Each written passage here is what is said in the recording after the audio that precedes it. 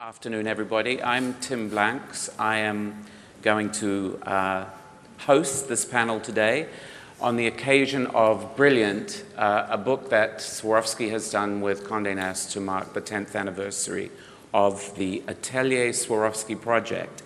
So, meeting everybody, Nadja Swarovski, Iwona Blazwick from the Whitechapel Gallery, Stephen Webster, jeweler of this parish, Bronwyn Cosgrave, editor of the book, and Pippa Small, who also uses Atelier Swarovski products in her jewelry.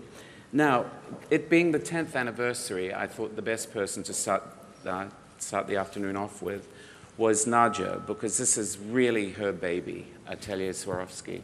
And I think the story of Swarovski's relationship with fashion is probably a lot deeper and richer than a lot of people understand. So, Nadja, can you give us a little background? Well, first of all, thank you for being here. It's such an honor to have everyone here, and thank you all for having shared your amazing insight, knowledge into the jewelry industry, into the art industry. It means so much to us, and actually, you're all a fiber of this incredible fabric, and which we're so proud to showcase today.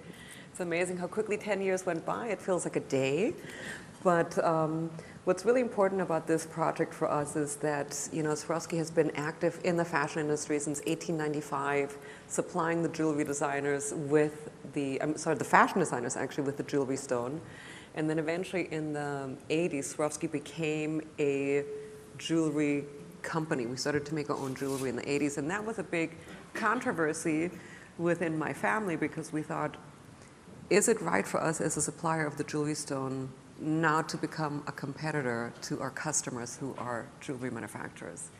And in fact, it was not a problem. We helped the jewelry industry as a whole, and we raised the bar because what we felt was very important to us was to actually raise the bar in terms of the quality of costume jewelry that we saw out there. However, Swarovski evolved. We developed within the fashion industry by working with people like Alexander McQueen, Victor and Rolf, who unfortunately couldn't make it here today, but then also having our own jewelry in our jewelry stores. And we felt we needed to create the bridge between Swarovski's activity within fashion, but also Swarovski's activity as a jewelry manufacturer. So enter Atelier Swarovski. We've asked amazing jewelry designers, but also fashion designers to create their interpretation of jewelry.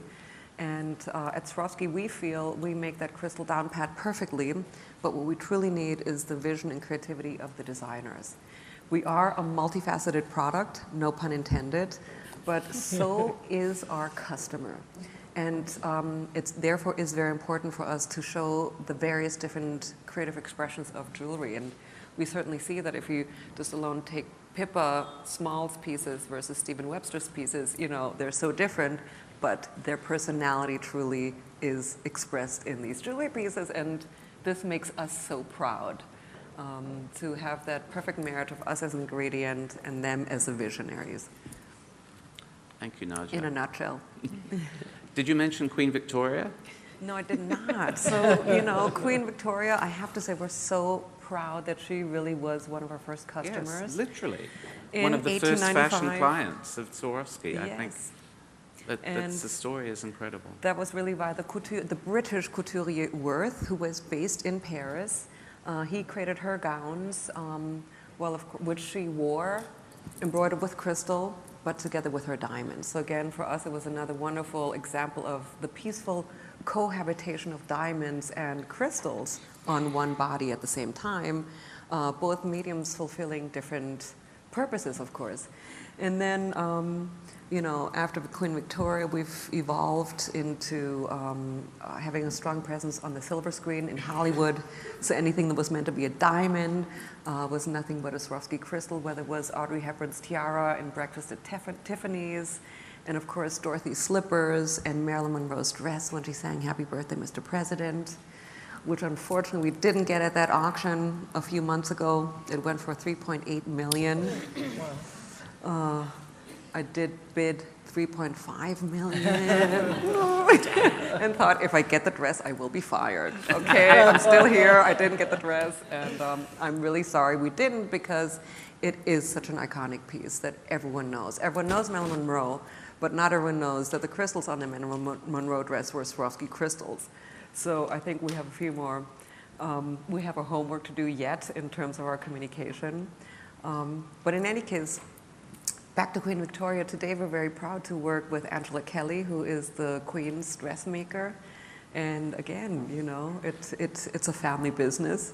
The tradition and heritage continues. Well, I think the story to me is this perfect modern fusion of art and science. I think that's one thing that Bronwyn, you've done really well in your edit of the book, is bringing in voices that, Nadja said multifaceted, but bringing in voices that talk about our crystal not just as a high fashion element, but also as this extraordinary teasing scientific thing which preys on your emotions in really intangible ways. Thank you. Well, I really learned how to edit under Alexander Shulman at British Vogue, and though Vogue was a fashion magazine, she always took this really broad view of the world and just sort of considered the world of fashion. And when I accepted to work on the book, I mean, I was so flattered because I had met Nadja as soon as she landed from New York when she moved over 12, was it 12 years ago, actually, 10 years ago? It was at your book signing. It was at my book launch that you met, it is. and I wore a Swarovski piece. And I really saw this brand develop, but what really interested me, I'm not really a scientific brain at all, but what really interested me was how Nadja was giving young designers of so many disciplines this ability to make artisanal costume jewelry. And there is a venerable tradition in Paris couture of artists making jewelry for all the labels, which has really withered and died, actually. Very few, there were ateliers all over Paris. There's a piece by Elsa Schiaparelli in the back of this when you walk into the entryway. And time was, she called upon a select group of artists, as did Lulu de la Falaise working with Yves Saint Laurent. Artists would come to their doors with jewelry and she would pick and choose and edit. And this really, to me, really researching the history of what Nadja's family has done for generations is exactly that. All of those artisans that worked for the couture had designed jewelry. And I very much wanted to evoke that tradition in the book and also show, we've got a section where collaborators, 10 collaborators, just talk about their experience. I didn't want that conversation really to be edited at all. I wanted them to speak from the heart about working with this material, not just the joy, but the challenges as well. And show, I think there's a timeline. I was really insistent that a timeline was there to show how, say, Christopher Kane has collaborated from the very beginning and created what is, a jewelry classic, really. It's not easy to do that. But I was also intrigued that you had somebody like Douglas Coupland talking in the book. Well, and that seemed slightly counterintuitive, but it really works. Michael Brooks, when you have people talking about the science of crystals, seems to amplify this beauty, the mystery of them in a way. The mystery of a diamond. Well, now we talk about the mystery of crystal, which but is just with really the names, and just the contributors, including Hubert de Givenchy. I mean, we asked him, Nadja wrote him a letter. I really wanted someone who was one of those grand names who had artisanal jewelry produced for his runway shows, really. And he immediately accepted. This book really is a tribute to him too, but they called me and said, oh, Mr. Givenchy will write it personally. He won't accept payment, but he has to write it after he finishes curating an exhibition. So he was working, I'm quite sure, up to his dying day. And really, like when the assignment came along, I really just thought, well, Swarovski has always worked. Atelier Swarovski has always enlisted the great architects, Zaha Hadid, you know, the great furniture designers, Frederickson Stallard, the great jewelry designers, Pippa Small, Stephen Webster.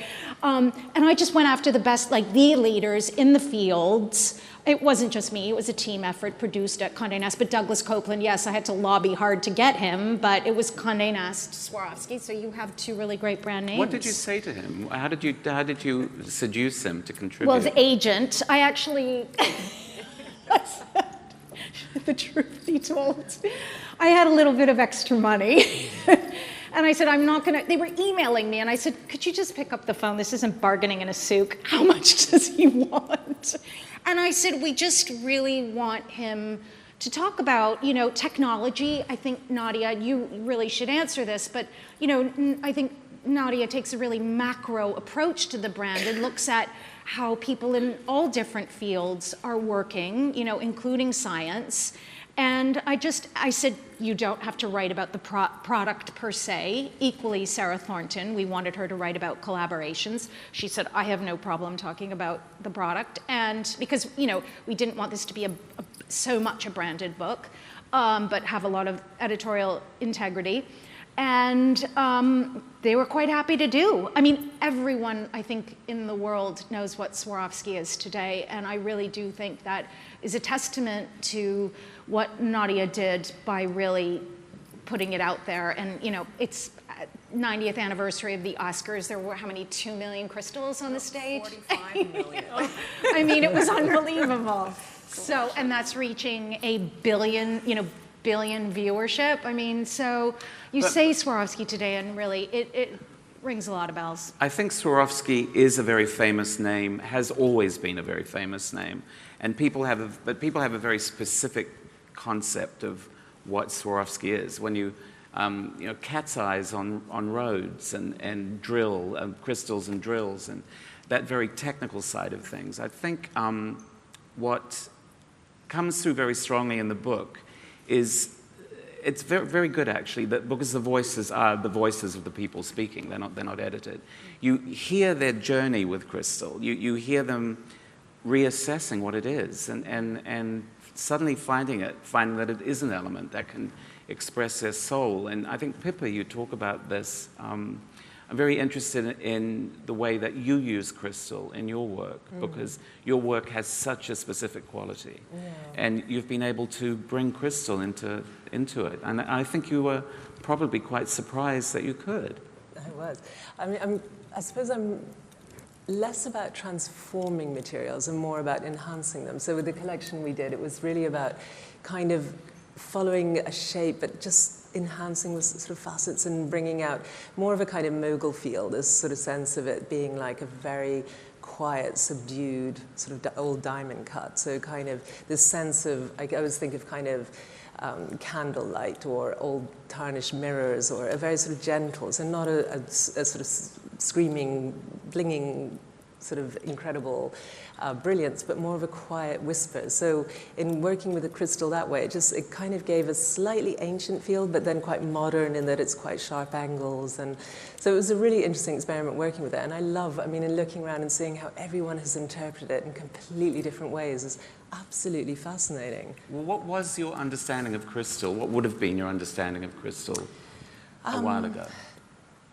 I suppose I had a kind of a sense of, I love natural materials. So this idea in my mind of something that was created by man was slightly, perhaps a little snobby about it. Like, I just love this idea of something that's ancient, that comes from the earth. And so the man-made crystal was a different material for me, because I've always kind of worked with natural stones. But in working with it, it has the same sense of properties, the same. So it was a really interesting one, and I overcame my slight snobbishness and was like completely enthralled with it. So. And Nadja, did you find that was your journey a little bit as well? That there was a certain snobbishness about crystal that you had to persuade people? Well, I certainly had. You know, I grew up with my father having been in charge of the manufacturing plant for 45 years. So was his father and his father. So I come from the branch of engineers, and I have seen them slave over trying to figure out how to perfectly manufacture that crystal. And, you know, there's so many different chemical components that go into the creation of that glass, that then is or goes into a mold, is hardened, and then is cut. So the process is so hard. So I just come from that point of view of the appreciation of the manufacturing.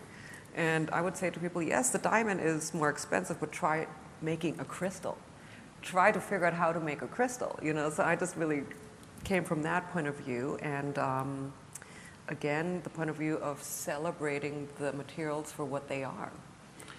But the evolution of it, rapid evolution of the crystal has been to this point where we now talk about created diamonds and this fine jewelry and the notion of conscious luxury, which I find really, really interesting, because that to me is such a really contemporary reflection of so many concerns that people have in the fashion industry.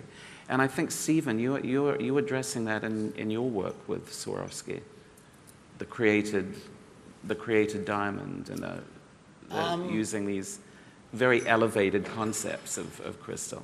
Well, I have, you know, I think from the onset of the possibility of a created diamond, it was interesting to me because it felt that this was going to disrupt things. I know that's a very kind of overused term these days, but I've always liked to think that we've embraced things that are a bit disruptive. And so I suppose just this sort of idea of something that's, you know, it's definitely got an element of responsibility about it. You know, anything that comes out of the ground, it's quite difficult to just say. It can be more responsible than another way of something coming out of the ground, but still something to be looked at, especially, you know, going forward, you know, where things are finite, probably, about mined product. So that was interesting for me, just from the idea of this, you know, it was going to be a disruptive element. There's a purpose behind it. It does the same job, if you like, in a way. It's, you know, for me, I'm not Lawrence Graff. You know, I don't try and sell people the biggest diamonds in the world, but I add diamonds to my work because it adds some glamour. And I think in the end, it's quite difficult to think about jewellery and not talk about glamour. You know, you could have understated jewellery or maximalist jewellery, but somewhere along the line it needs to have an element of that. So I just look for things that I can incorporate into my work. And I think from the first time I worked with Nadja, she had asked me to take part in something called Fashion Rocks. And that felt like something I wanted to be part of because it felt very glamorous. And but I had to work with Swarovski products, and I'd never worked with a Swarovski product, so I went to the showroom for components and found a chandelier component. Now, there's no way in a million years I would have been picking a chandelier component in my other life as a fine jeweler, but it just felt like, wow, you know, this could be on a chandelier or it could be around someone's neck. And I had such an amazing experience, not just with the event, but from where it took my business.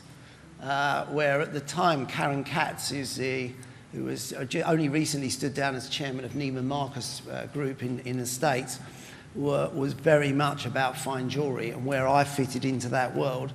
She bought one. I remember she bought one, and then she said, right, we want this in all of our stores. It was amazing, you know, because I think for me it was like seeing something that felt very, the spirit of it was everything I wanted to incorporate as designer, but it also gave it a sort of a democracy. I mean, I think they were, you know, $200 or something. It was fabulous, and it was a big rock and roll piece of jewellery. So that was my start of working with Nadja and Swarovski, and you know, I've tried to embrace as much as I can. In that way. So how do you find your customers respond to an idea like created diamonds? Oh, they don't know yet. Sorry, Stephen, I told him. Okay, I wasn't sure what I could say. So is that all right then? Oh, did I just blow the whistle on that one? Okay, Sorry. well, that is a big whistle. Sorry. So I'm prepared to take it.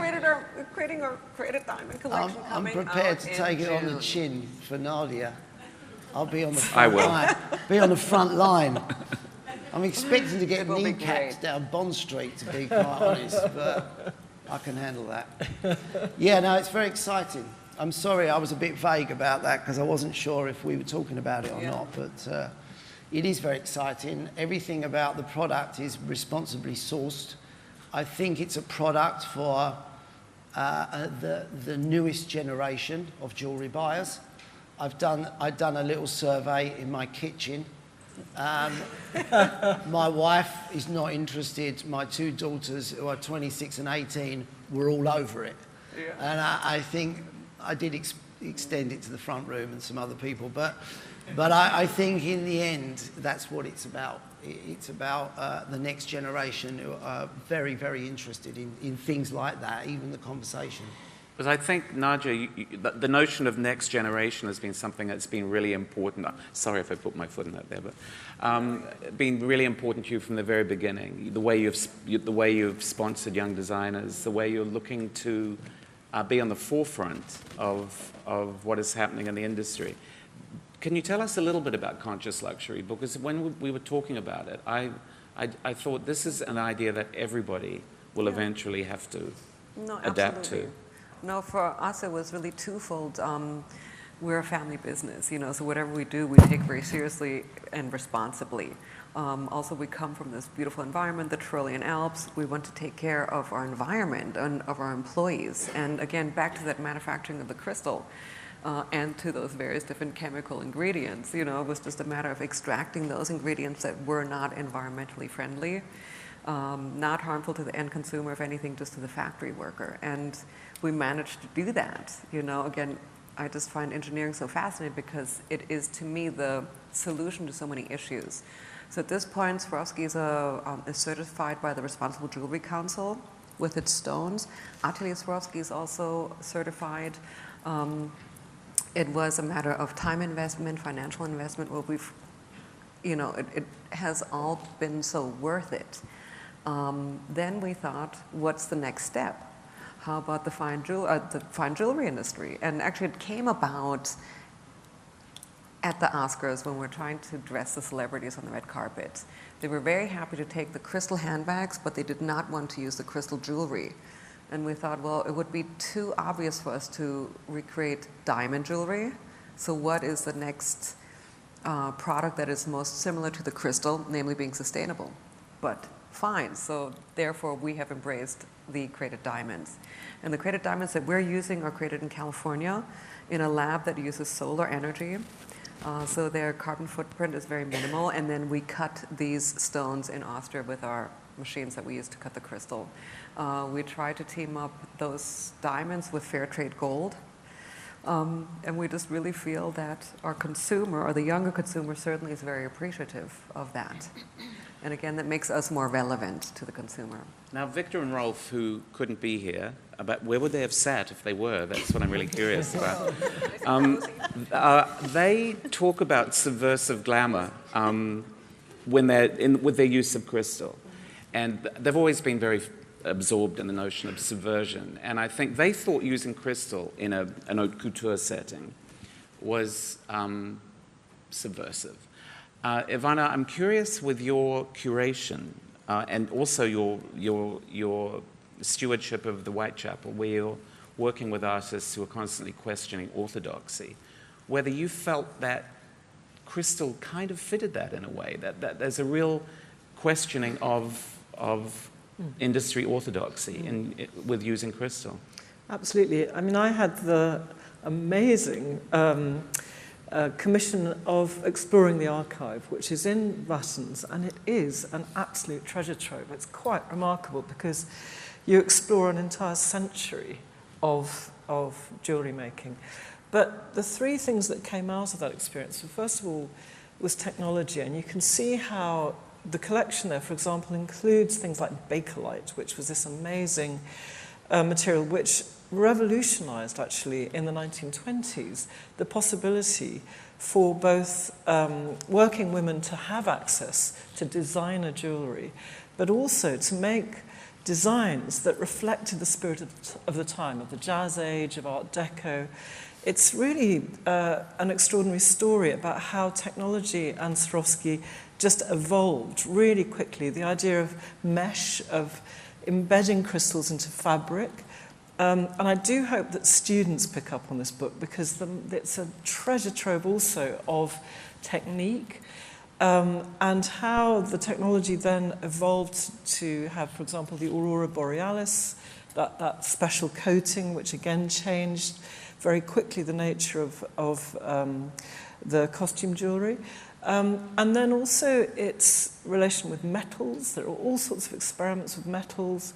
And finally, its acknowledgement of the environment, that actually the removal of lead from the production system, all of that came out. And you can see it's an avant-garde, absolutely an avant-garde kind of force. But the second thing that struck me about it was the relation with photography. And that actually the 20th century is the era of the lens. And what the crystal was, it was a kind of marriage made in heaven. You used the word silver screen. And the relation with cinema, with the distribution of iconic images globally, that someone could wear something and then everybody could see what they were wearing. You know, and the rise of 40s and 50s Hollywood film stars, for example. And the fact that the crystal is so photogenic, you know, that when you're wearing that mesh, if you embed it in fabric, it immediately enhances the contours, it makes light race around the body of the model. I mean, it's an amazing form.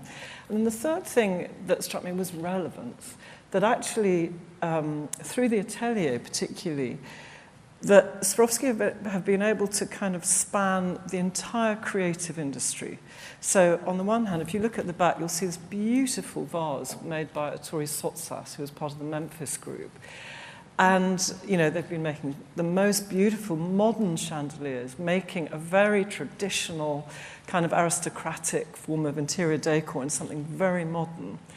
And that stretches also now to be able to work with really avant-garde designers. So it's a very reactive form, and going into the archive shows you how quickly it adapted and was able to kind of respond to new ideas in design, in reprographics, in what was happening in mass media. All of that is in the archive. And that's why I hope it's going to be set reading for fashion designers and architects and jewellery designers, because it's got this extraordinary research potential, the whole history of Swarovski in the archive.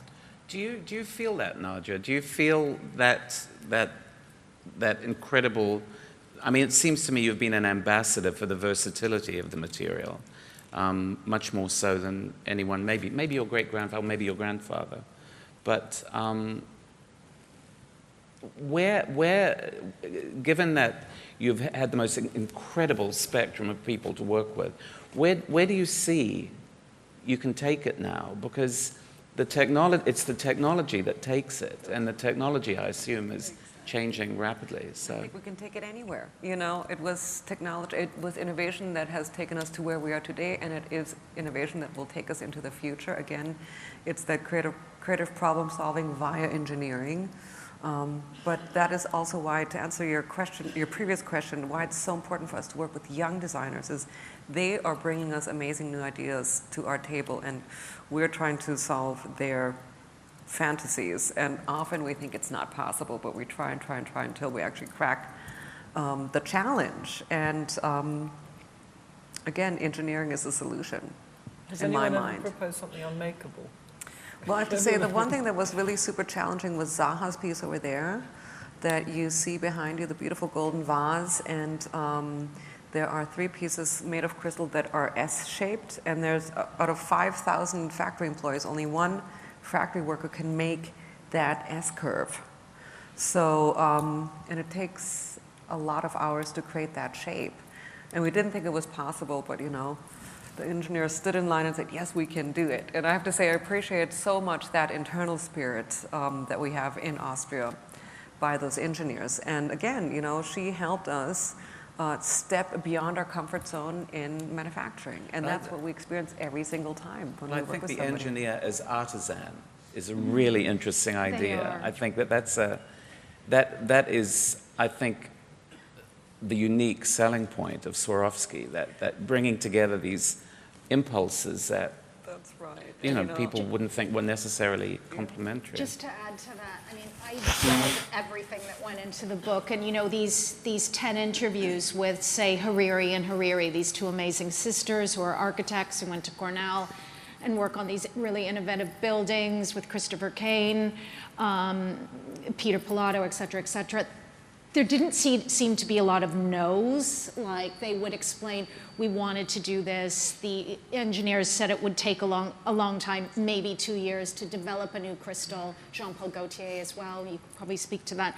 And there doesn't seem to be a lot of no's in the collaboration process. And another thing is I think what's really remarkable about the collaborations that go on is that they're consistent. You carry on collaborations where I think a lot of brands today just collaborate once every 3 years. But this is like a consistent project that's in process. It's not a project, it's a process that's always driving the brand forward.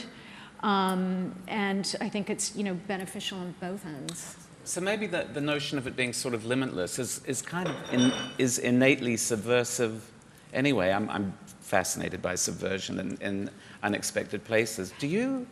Pippa, do you feel that? Because I think of your jewelry and the way you're so conscious in what you create, that using crystal, because it probably surprises people. Well, I mean, I must say, I'm really excited about what Nadja was saying about the created diamond. I think this is something that's... There we go. Now we're all going to be queuing a secret. The secret's out. No, I think that's something that's really, really interesting, because all of us who work with gems struggle with the whole kind of extractive. So if this is a solution, that is incredibly exciting. And, you know, I have to say this would be a really good moment, maybe, people, to talk about your evolution. Sorry, Tim, step in. But your evolution in terms of your jewelry design and how you have come to do what you're doing now. Can you just share that with the audience? Because you've tapped into the heart and soul. Well, I've spent maybe the last 20 years doing a lot of what I'd call collaborations, but more with communities and artisans all over the world. So in particular, the last 10 years I've been working in Afghanistan with goldsmiths and stone cutters, but equally in Myanmar and South America and different parts of Africa and Central America, with either with indigenous communities who have very strong traditional designs, or with communities that need jobs desperately. Co-ops, or in conflict areas where obviously employment is a huge issue, but also keeping alive traditional designs and techniques and skills is something that's really important. Or environmental, looking at recycling in Kenyan slums, or fair trade gold mines, which I think Stephen also works with in South America. So it's kind of an interesting way of looking at jewelry as a sort of empowering tool, which is something that obviously Swarovski is doing, instead of being the exploitive one it was throughout history. So sort of flipping it a bit and seeing it bring self-confidence, bring employment, bring pride, instead of potentially doing the opposite. So it's interesting to see how jewelry is changing and its impact is changing, and how the consumers want to know where and how and who. And I noticed that you work within, you keep the work within the community, you know, working in Afghanistan with Afghanis, you know, that nothing is taken away I think from that's them. so important. I mean, that's something, you know, capitalism does, is moves raw materials and resources away from places. But I think it's so important to keep the material in a place as long as possible and allow training and employment opportunities in that place, and then move it. So it's also important to me that design-wise it draws inspiration from those places too. So their hand is in it. It's not just using them to create things that have no relevance at all for their culture, but keep the hand in it, and then take it out to where the markets are. So if it's not there, it's important to move it somewhere where there's people who are going to buy it. But see, I think this was another thing that I got out of the book, which I don't know if it surprised me, but I was very happy to get the sense that for all the science and the technology that has made Swarovski what it is, what Atelier is doing is making something like that intimate, and actually giving a human touch to something that people would think of as being machine-led. And I think that's possibly the big achievement and I could see that is going to be a huge influence in years to come on the rest of the industry. I mean, is that something that you would like to see. Absolutely, I'd love to see that. And, you know, I remember I studied art history. I'm actually an art historian. And I remember going to an exhibition by Egon Schiele, and I just did not quite understand the aesthetics until I had that 3-hour lecture by my professor, who actually is the expert in Egon Schiele. And she had the entire classroom crying because she made everyone understand why he drew the way he drew. And so it just created my thinking that the more the people understand the creator behind the piece, the more they can identify with that person, the more they understand and appreciate the piece. And this is really part of our storytelling. For us, it's so important to celebrate each person we work with as the hero, as the artist. We tell their story. I can't help but believe that the energy that goes into the creating of a piece permeates out and touches the end consumer. And I think that's really important. And that is empowerment that we're trying to give to our customer. You know, that intellectual empowerment by knowing what's behind the piece of jewelry, besides the decorative empowerment that the jewelry piece is supposed to give the woman. And a challenge as well, which I think is good too. That it challenges you to rethink beauty, you know, to rethink your, Yes, what your exactly. ideas of beauty might be. So true. We were talking about the Gilbert and George, the Victor and Rolf piece in the window with the. They're not here. They're not here either. Don't tell them you said that, everyone. The Victor and Rolf piece in the window with the red. How you know, if you imagine that being recreated in precious stones, how utterly impossible it would be to achieve what you have in the window at the moment. And it's really fun and playful, you know, made with crystal, but if it would be real, it suddenly would be a burden because it's too intricate, it's too valuable, you know, it's just yet another design. Versus that piece also plays with resin, and it's a certain technology or material that we've also developed within Swarovski, Ceralion, and it really allows us to create pointillage without metal. So you just stick the crystal into the resin and the resin hardens. So actually now we have time for questions.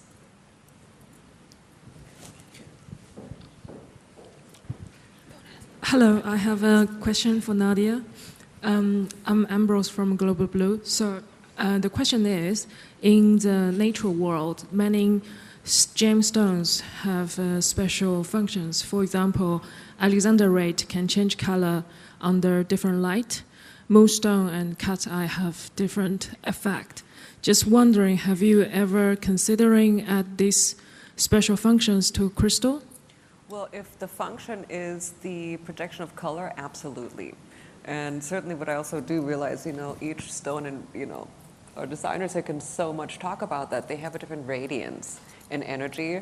Our crystal is basically glass. We call it crystal. It's cut glass, but we certainly try to emanate those gemstones with the various different colors, but also coatings that we put on top of the color or clear crystal. Thank you. Can I just add something to what Nadja is saying? Because I just got back from HQ in Austria, and I was seeing crystals that were blowing my mind, to be quite honest. Like touch crystals. Crystals that have got the quality to do things, like you talk about a chameleon effect, or the phenomenal effect of something like an alexandrite or a cat's eye. That's in nature. This is where you've taken this now with the technology. So I can touch a crystal and it lights up and then it just fades back down again. And you know, that's just one application, but the ability you've got to coat them in a metal that's so thin you can't see it, and then it can store information. I mean, this was a little bit beyond my little brain, but it was extraordinary, and in some ways, a bit like you're saying, it's not replicating what's there, it's going to a place that can only come by man's involvement. What kind of information is it storing? I tell you, I was...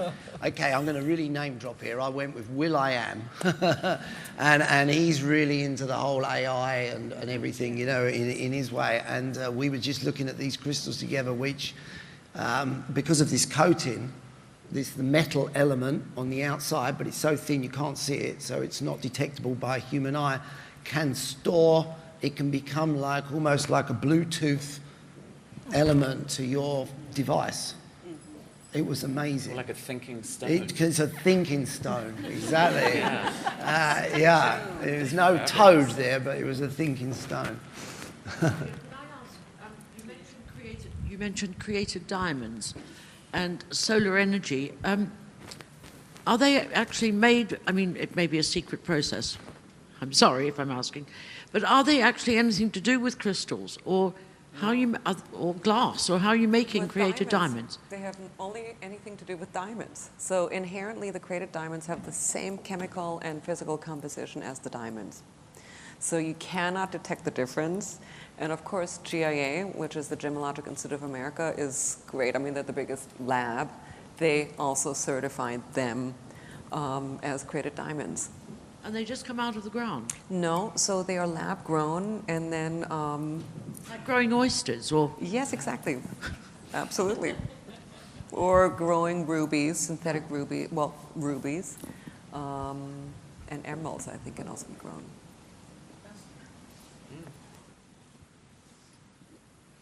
Any other questions?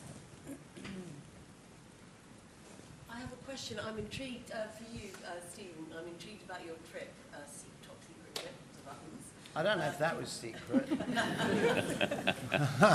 I'm probably going to get shot after this. Are you thinking about wearable designs for the future for Atelier? Yes. I think since the whole... since the device became wearable, there's been conversations between jewelers and the people producing the wearable devices. And I don't know if you've had these conversations, Pippa. I couldn't really see what was the point, to be honest, of adding a load of value to something that just was moving at a pace that it didn't really seem that it was like two worlds that weren't, for me, worth colliding, you know. But I think what's happened now is that this is not a Swarovski project, but it doesn't really matter. It's about wearable technology. I've been working with a group in Finland who have got a ring that gathers all the data of your biorhythms of life. And it's way more than a Fitbit. This is much more complex. And the ideal place for gathering all that information is on your finger. And the first time they showed me the ring that they had, it was quite clumsy, and I still couldn't work out where I would fit in. And then the second generation, which I saw late last year, which just got launched this year, is a really tiny little band. And this band, because of the type of people who are interested in that wearable tech world, are probably in that world, or at least, you know, very much embedded in it somewhere. They were giving this as a wedding ring. And then I could really see where a jeweler and wearable tech could work, because, you know, just the element of preciousness to this, to me, felt that, you know, it just adds to longevity, to the meaning, something in there inherently as a jeweler, I'm talking.